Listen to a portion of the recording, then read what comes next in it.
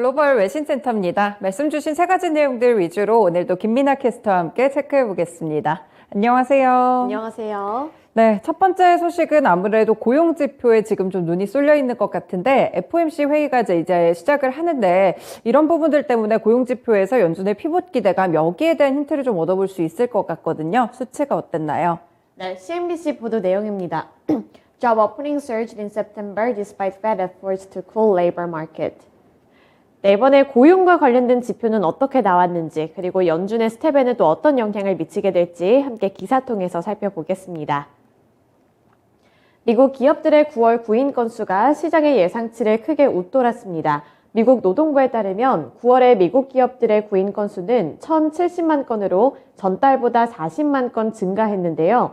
이는 시장의 전망치였던 980만 건을 크게 웃도는 수치입니다. 앞서 8월까지만 하더라도 전월 대비 10%가량 하락을 하면서 1,028만 건을 기록을 했는데요. 따라서 노동시장의 과열 현상이 마침내 진정되기 시작했다는 분석이 나오기도 했습니다. 하지만 이번에 발표된 수치로 인해서 이 고용시장발 인플레이션 압력이 아직까지도 지속되고 있다고 볼 수 있는 건데요. 특히 연준이 주시하고 있는 실업자 1명당 구인 건수 비율은 8월에 1.7명으로 떨어졌다가 9월에는 다시 한번 1.9명까지 올라섰습니다. 자발적 퇴직자 수의 경우에는 410만 명으로 15개월 연속으로 400만 명을 돌파하는 수준을 나타냈는데요. 더 나은 일자리를 구할 수 있다고 생각해서 자발적으로 퇴직하고 있는 사람의 숫자가 많아지고 있다는 겁니다. 이 노동시장이 연준의 정책 경로에는 굉장히 중요한 지표로 작용이 되고 있는데 아직까지도 이 수요와 공급이 맞지가 않고 지금 일자리와 관련해서 조금은 더 탄탄한 모습이 나타나고 있기 때문에 연준의 금리 인상에는 또 어떠한 영향을 미치게 될지 시장에 관심이 쏠리고 있습니다.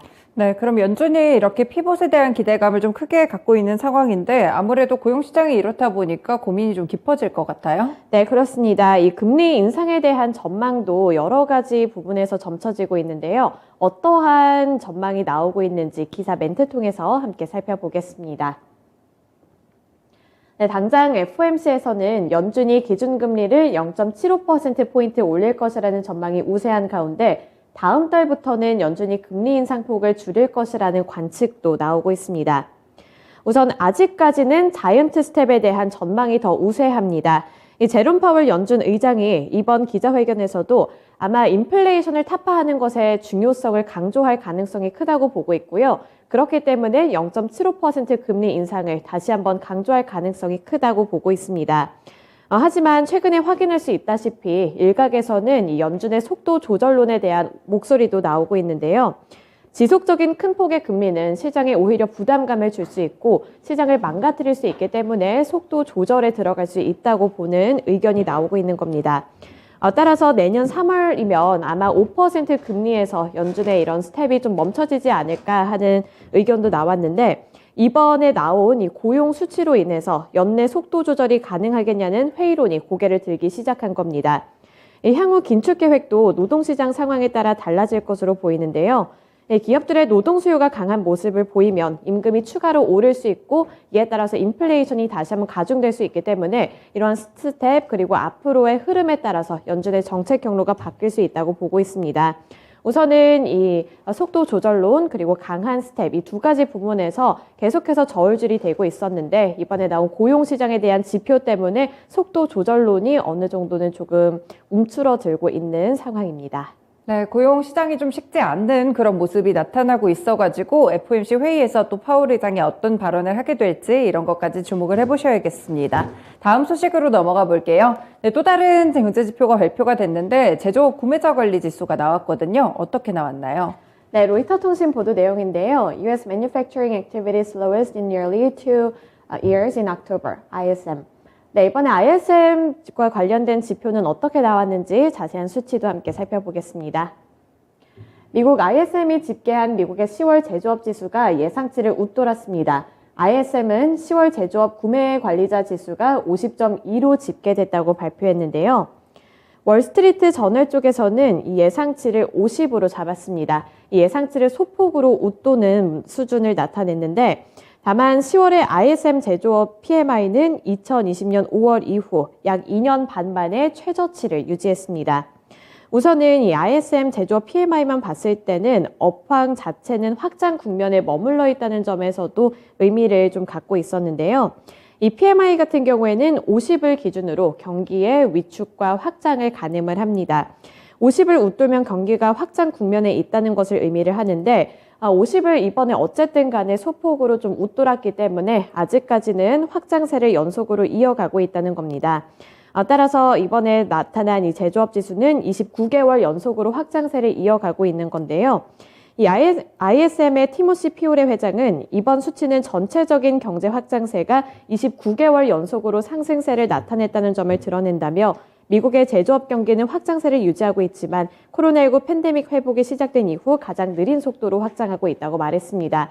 결론적으로 정리를 해보자면 확장세를 유지하고 있는 것은 상당한 긍정적인 의미를 갖고 있지만 비교를 했을 때 아직까지는 느린 속도라는 점은 우려스럽다는 겁니다.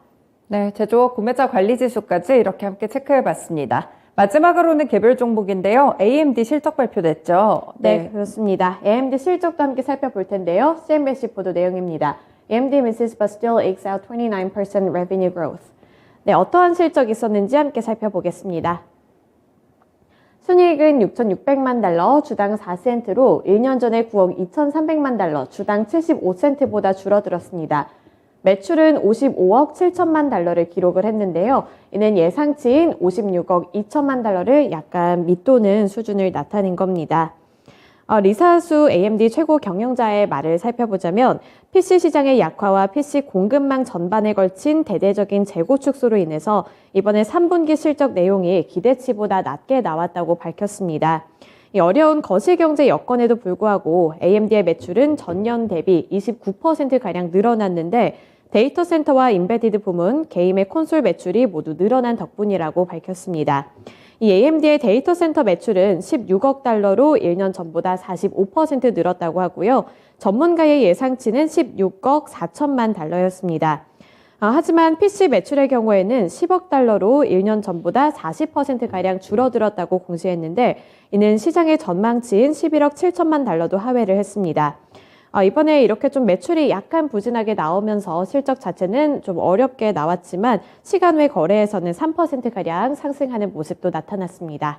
네, 이렇게 실적이 좋지 않았는데도 불구하고 시간에서 오르는 이유들까지 잠시 후에 계속해서 분석을 좀 드리겠습니다. 세 가지 소식들 김민아 캐스터와 함께 봤습니다. 고맙습니다. 지금까지 글로벌 외신센터였습니다.